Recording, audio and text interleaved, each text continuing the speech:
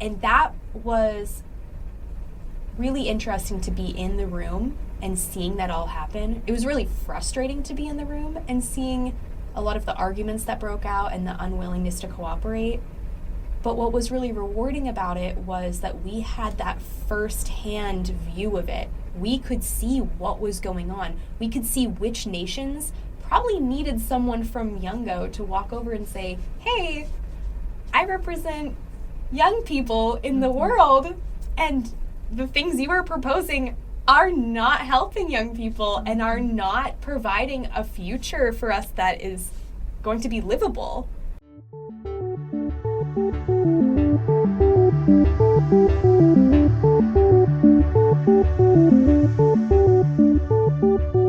Thank you for listening to another episode of Tech in the Arts, the podcast series of the Arts Management and Technology Laboratory at Carnegie Mellon University. The goal of our podcast series is to exchange ideas, bring awareness, and stay on top of the trends. My name is Hannah Brainerd. My pronouns are she, her, and I'm the lead researcher with Amped Lab. In this series, we're exploring the intersection of climate and the arts through interviews with leaders across disciplines. We hope you'll learn more about actions you or your organization can take toward a more sustainable future. Today, I'm joined by Jennifer Torrance, a science educator and the Youth Climate Advocacy Committee coordinator at Phipps Conservatory and Botanical Gardens. Founded in 1893, Phipps maintains 15 acres of beautiful green space in Pittsburgh, including a 14-room glasshouse and 23 distinct gardens. Phipps also has industry-leading sustainable architecture and green practices, stunning seasonal flower shows, exclusive commissioned exhibits, and more. In the second part of this two-part series, Jennifer and I discuss her experience at COP28 and key takeaways for arts and cultural organizations. So I'm going to pivot a little bit, and I want to talk about COP28, which you went to this year. Was that your first time attending a COP conference, or had you been previously? I went to COP26. Okay. I was very fortunate to be able to go to COP26 in Glasgow, along with our Director of Research and Science Education and our President and CEO. And while I was at COP26, I was connected with Youngo, which is the official children and youth constituency of the United Nations. And I made such great connections there. And so when I went back for COP28, that was kind of like our big role. And I think that was a huge reason why we were able to take a young person, because of the connection with those incredible Youngo members who are kind of leading the charge at COP. Yeah, so I wonder if you could talk more a little bit about that. You brought a committee member with you, a student, a college student? Yes, a college student. So what was it like sort of helping mentor a student going for their first time? So I cannot even express how much I admire the students who are part of YCAC for their hard work, their dedication, and just their overall capability. And so the student who I brought, her name is Anna Bagwell. She actually is a founding member of YCAC. She started in YCAC when she was a sophomore at Pitt, and now she's a senior. She's been a leader for 2 years now, and she has just shown incredible creativity, thoughtfulness, collaboration, mentoring of other students. She's incredibly kind. I can't say enough good things about Anna. And I was so happy when I heard that our president and CEO was planning to send a student with me, and that it was Anna. Because Anna has just put so much hard work into YCAC, and she has been an incredible voice for other young people and for bringing uplifting youth voices and bringing that perspective to the stage. She's so eloquent and well-spoken, and just such a put-together human being. I need to borrow some of those skills from her. So a lot of really what I was doing was helping her connect with the people I had met at COP26. I work in what's called the ACE working group, or the Action for Climate Empowerment working group. Action for Climate Empowerment is a term adopted by the UNFCCC, the United Nations Framework Convention on Climate Change, that is in regards to some work in the Paris Agreement and in the COP process regarding involving the general public in climate action, and kind of that idea of climate change education, public participation and awareness, public access to accurate information about climate change, and international cooperation, kind of that sharing of resources and working with each other to uplift everyone in society and make sure that all members of society do have a role in the climate movement. And that aligns so well with what we do in YCAC and what we do at Phipps in general. We have a program called the Climate Toolkit that's all about uplifting museums, gardens, zoos, and other institutions like that to talk more about climate and engage their audiences in the climate movement. And so I'm very lucky that I was connected with these folks in the ACE working group through Youngo, and I was able to bring Anna into that space, help her also connect with the young people working on that. And from there, we were able to do more at this COP28 than I was able to do at COP26, which was all about action for climate empowerment. But I didn't have that knowledge going into COP26 of like what to do there. And COP is so overwhelming. For anyone who's thinking of going, definitely do. But just a forewarning that it's like trying to drink from a fire hose. There's so much going on. Most of the time, if you're able to get a blue zone badge, which means that you are in the space where negotiations are happening, like you are where the action is, you are likely part of an observer constituency. Phipps is actually part of the environmental NGOs or non-governmental organizations constituency, and Youngo is another one. So I am part of Youngo, and I'm also, through Phipps, part of environmental NGOs. And so likely you have, right off the bat, you have to stand in a line for like a minimum half an hour, sometimes longer, go through screening every day of COP. They check your bags. It's like going through the airport. They check your badge. You need a badge to get in. And then you probably have a daily coordination meeting. And if you are in two different observer constituencies, those are happening at the same time. So you better pick. We chose to go to Youngo because it was most relevant for Anna and what we were doing. So you go to your coordination meeting. In your coordination meeting, the folks there, the contact points for that observer constituency, are going to tell you everything they've learned from the UNFCCC, from the Secretariat, like any information they have for the day. So what negotiations are happening, what bilaterals are happening. Bilaterals are meetings between two parties, so it could be like a group, maybe say it's like the mitigation working group from Youngo and Columbia, like Columbia's delegation. Like they could be in a meeting room together being like, here's the text that we have drafted. Columbia, what do you think? Would you like to carry this text into negotiations? So there's bilateral meetings you can attend. Oftentimes you have to work with your observer constituency to get into those meetings. There's press conferences happening that you can go to. There are so many side events going on. And then there's all this stuff in the green zone as well. The green zone is where if you don't get a blue zone badge to be where the negotiations are, you can get a green zone badge, which is more open to anyone kind of like working in the environmental field or kind of like with the public in general. And it's just like a lot of networking, a lot of talks. It's more like a conference, right? It's more like you wander into a session and something cool happens and you meet some cool people. It doesn't have the access to the negotiations that the Blue Zone does, but still a lot of really cool things happen there. So there's all of that happening as well. And then on top of that, you probably have work that you need to do for your observer constituency. You probably need to like help draft a text that you're going to present to negotiators. And you need to be in the negotiation rooms as well, following what's going on. And if you go in how we went in, trying to get into some of the more popular negotiations, you best be in line half an hour before or you're not going to get in. So there's a limited number of seats in negotiation rooms. The parties get first access to the seats, right? Like, of course, a nation that's part of the negotiations needs a seat in the room. So parties or nations or groups of nations that are negotiating get the first access to the seats. And then observers form a line or sometimes a giant clump outside of the room. And once all the party is in, then you can fill in any seats that are in there. But if there's not a seat, you're not allowed to stand. Out you go. You got to stand there and wait and see if anyone leaves. So getting access to the rooms is a challenge. There's just so much going on at COP. It's hard to kind of sum it all up. Is there any part that you would think was the most rewarding for you, or maybe that you got the most out of?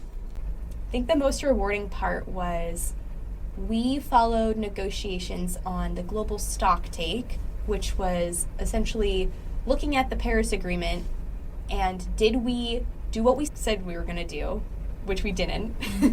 Sorry, world. And then how do we go from here? Like, how do we get back on track? And that was really interesting to be in the room and seeing that all happen. It was really frustrating to be in the room and seeing a lot of the arguments that broke out and the unwillingness to cooperate.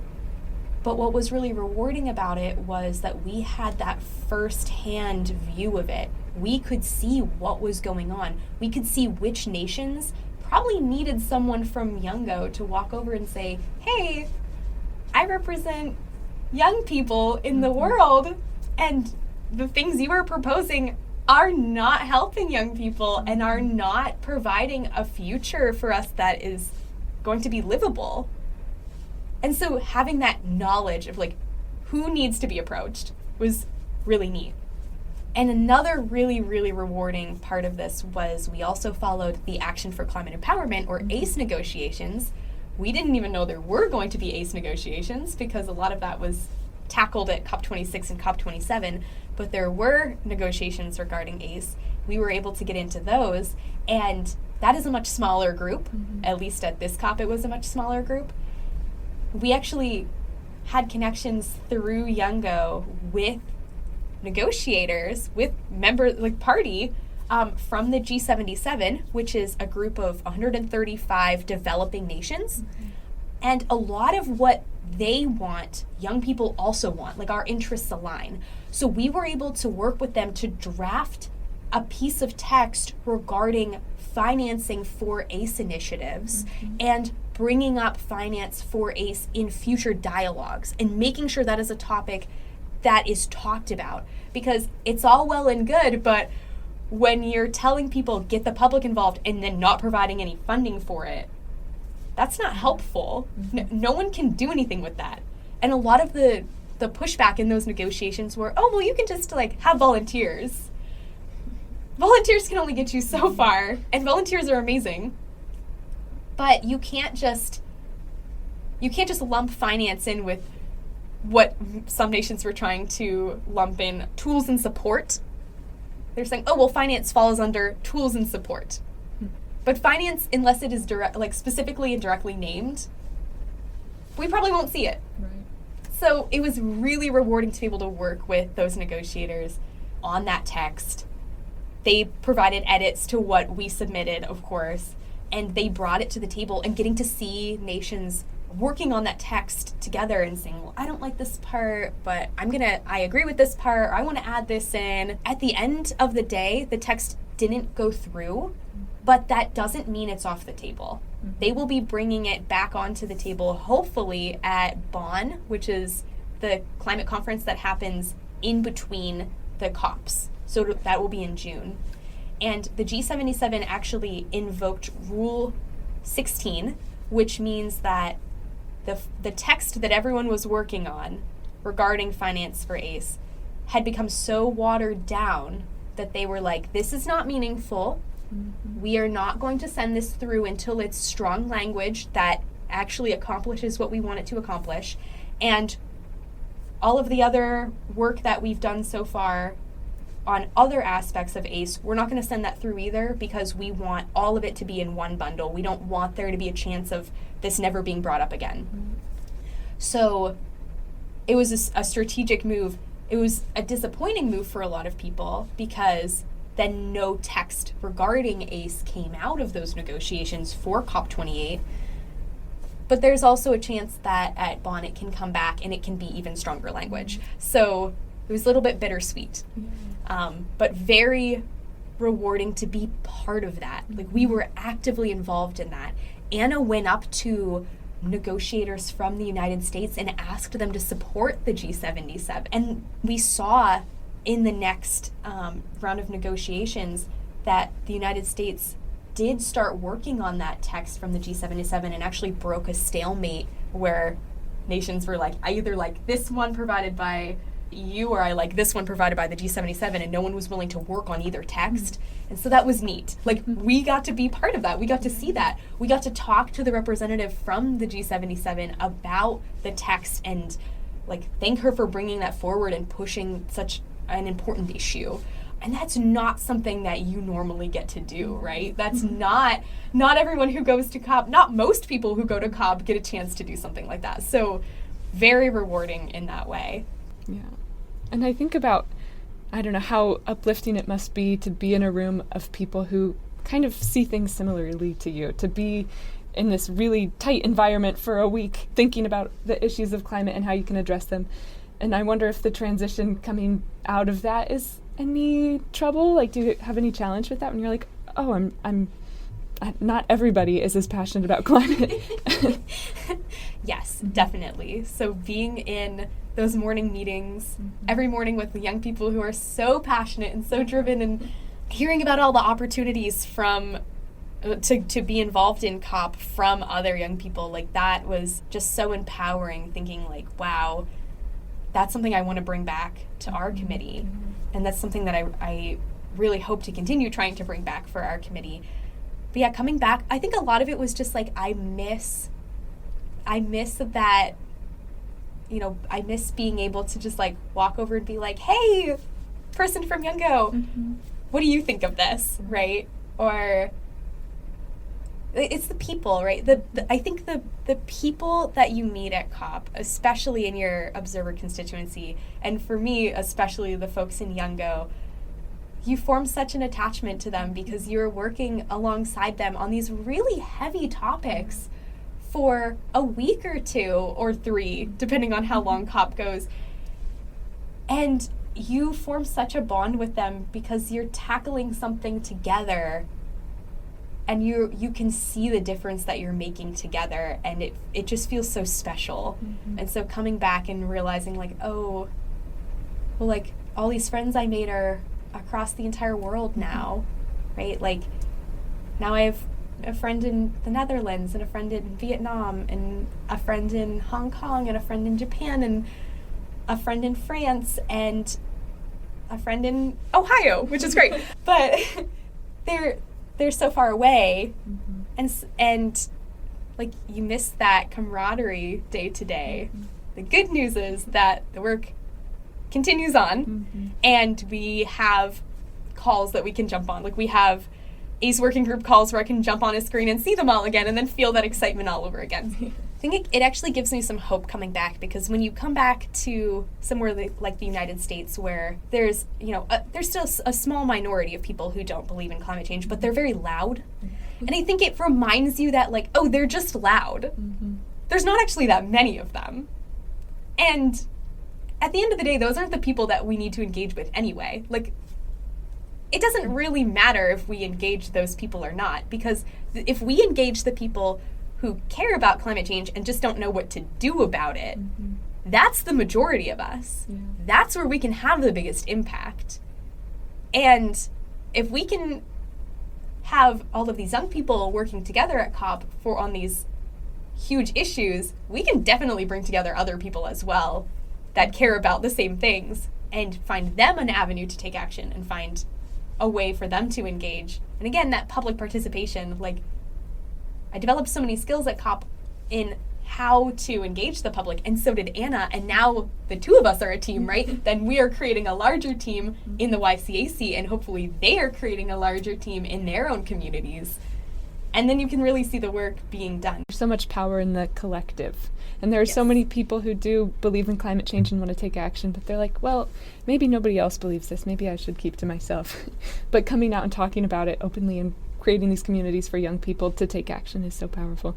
I do want to talk about some of the controversy around COP28, if you don't mind. Sure. The country that it was held, the president selected, has a lot of power in the fossil fuel industry. Yeah. I have to read the quote that the president claimed that there was no science behind a fossil fuel phase out. Some of these phrases just were disheartening. And so I kind of wonder what your experience was like there, if you felt the impact of that and your ability to kind of take action, what that looked like. Definitely. So there were more fossil fuel lobbyists at COP28 than there have ever been. I believe they outnumbered Indigenous people 7-1. I would have to double check that number. And you could see, unfortunately, their influence on certain nations who were blocking specific language regarding fossil fuel phase out. And yes, I mean, having the COP president say there's no science backing up a fossil fuel phase out. I mean, immediately what happened was everyone just started, like, chanting and posting, he doesn't believe in science, and which he quickly backpedaled on and was like, I do believe in science. And it was kind of funny, and maybe I shouldn't say this on air, but it was kind of like watching a child who said something mean getting called out, and then being like, nuh-uh, I didn't say that. Well, everyone else was like, we heard you say that. Like, knock it off. And I think it was, I hope at least, it was a little humbling for him to realize that you might think that you have a certain amount of power in this role, but you don't have the ability to change people's minds on this. And hosting COP28 to try to, promote your own agenda didn't work. We weren't here for it. We showed up. We said no thank you to your garbage. And we continued on, right? We did get language that was at least something. It wasn't a fossil fuel phase out, but it was a transition.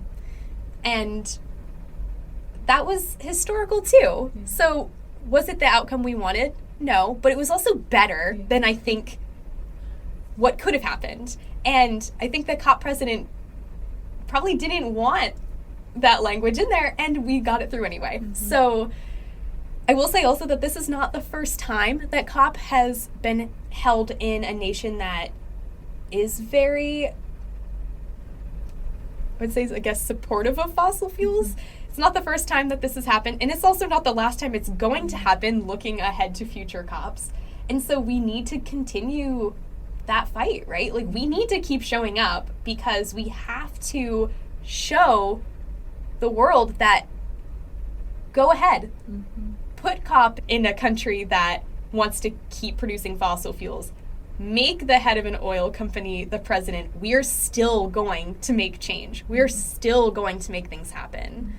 And, like, this isn't going to stop us. This is going to unite us, right? Nothing unites people like a common enemy.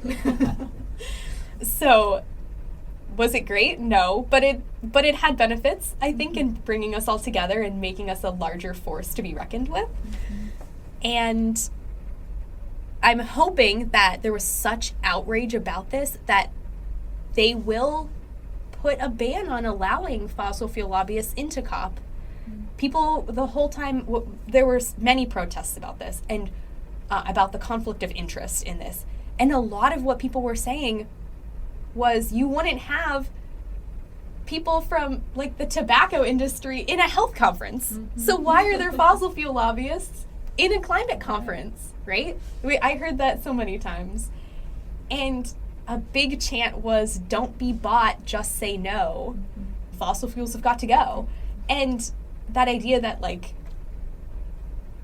it's coming to a point where now people can't be bought. The money is not going to be worth the damage that's happening around the world. And just the funds needed for loss and damage alone, for helping nations that are most affected by climate change and historically have done the least to cause it, that's already astronomical. And are we really going to continue that? Are we really going to continue letting small islands go underwater and people lose their culture and their livelihood and people having to move because their animals and their crops are dying? Like, we can't continue this. And at some point, money is just not important anymore in this conversation, and people's lives are. And I think for all of us, like, fighting the fight on the climate field, that's always been the case. But for, you know, it's starting to come around that, like, the negotiators, the parties are seeing, like, okay, yes, maybe money is not as big of a deal, and maybe people's lives are. It's taken maybe 28 COPs too long. But that shouldn't be a hard conclusion to come to, but it shouldn't be a hard conclusion to come to. And yet. But I love what you were saying, because I keep thinking of the common enemy, and I think there's so much of the negative things that maybe took place, but because of that, it was in the public sphere in a much bigger way than I'd ever seen before. So I think even though it was negative, it was calling attention to the work that was being done and bringing up a lot of the positive change. So a little bit of silver lining. For sure. I mean, COP28 was the largest attendance at any COP ever. And I can't remember the numbers exactly, but I mean, I know it was at least twice as big as COP26, which happened 2 years prior. Maybe 3 times as big. Like, the sheer number of people that showed up to show their support for aggressive and ambitious climate action was really amazing to see. And I think if this continues, unless they put a cap on the number of people, the next COP probably is going to be along a similar track, right? A lot of people are going, well, if you're going to allow that many fossil fuel lobbyists into COP, then we'll just bring our whole force. Like, you want to double your size, we'll triple our size, right? We're going to keep it coming. Yeah. People are longing to take action. And you were talking about Phipps and other museums and botanical gardens, yes, and other institutions are really starting to join the conversation as well. What were some of your big takeaways from COP that maybe could apply to cultural institutions? Things that you hope to see coming down the road? Definitely get involved. I know there's a lot of fear, especially from your staff, about having climate conversations with the public, because again, the climate deniers are loud and they can be aggressive. But if you have your staff's back, if you set the expectations that they do not have to engage in that conversation, they're allowed to walk away. They do not need to take that sort of verbal abuse. That frees them up to have meaningful conversations with people who do care about climate that are coming in your doors, and do so in a way that engages people that otherwise would not be engaged. I think there's a lot of benefit to creating spaces where people can come to feel refreshed, because the climate crisis is heavy, and we need places to go and feel better. And Phipps is one of those places. And a lot of the climate conversations that we're having at Phipps are happening through our programming, and the average person coming in the door can still enjoy the beauty and respite that the Conservatory offers. So we're able to offer both, and I think a lot of institutions can offer both. Another huge thing, get young people involved. Young people at COP made just incredible amounts of progress because they are bold. They have creative solutions ready. They're so brilliant, they're so passionate, and they have a ton of energy. Bring those people into conversation, and don't tokenize them. Don't create any youth washing with your programming. Like, truly engage them, truly listen to them. Don't take a project of your own and make them do it and then say, oh, this is a youth project. Let them lead the project. Let them design your museum spaces. Let them come up with topics to engage the public that are relevant and important, because they understand it. They know what's going to be meaningful to other young people, but also the wider community. A lot of the time, they're so connected with what's going on around them. And I think that would be some of my biggest takeaways from COP that I would encourage other institutions to do. And for a shameless plug, join our Climate Toolkit, because it is a free network for museums, gardens, zoos, science centers, arboreta, aquaria, to share best practices with each other and to support each other's work. And if you don't want to join our Climate Toolkit, there are loads of other ways to get involved in the climate movement. And a lot of it is just finding your people, finding the people that are also doing the same work and hearing what has gone well for them, hearing their success stories, and hearing, what has been a challenge so that you can be prepared for what you want to do. There are lots of available resources. I'm glad that you plugged the Climate Toolkit, because just so much to learn, so many other organizations doing the work that you can kind of pick ideas from. It's been really fun to pick through some of that. Well, Jennifer, thank you so much for joining us today. It's been so much fun to talk with you and learn more about YCAC and the fantastic climate work that you're involved in. So thank you. Thank you so much for having me. It has been such a joy, and feel free to reach out, listeners, if you have any questions. My information is on the Phipps website. Or if you know a young person who is interested in climate action, send them our way. We would love to have them in YCAC. Thank you. Thanks. Thank you for listening to the Climate series on Tech and the Arts. Be on the lookout for new episodes coming to you very soon. If you found this episode informative, educational, or inspirational, be sure to send it to another arts, climate, or tech aficionado in your life. You can let us know what you think of the podcast by visiting our website, ampedlab.org. That's amt-lab.org. Or you can email us at ampedlabcmu@gmail.com. Follow us on Instagram at Tech in the Arts or Facebook and LinkedIn at Arts Management and Technology Lab. We'll see you next time.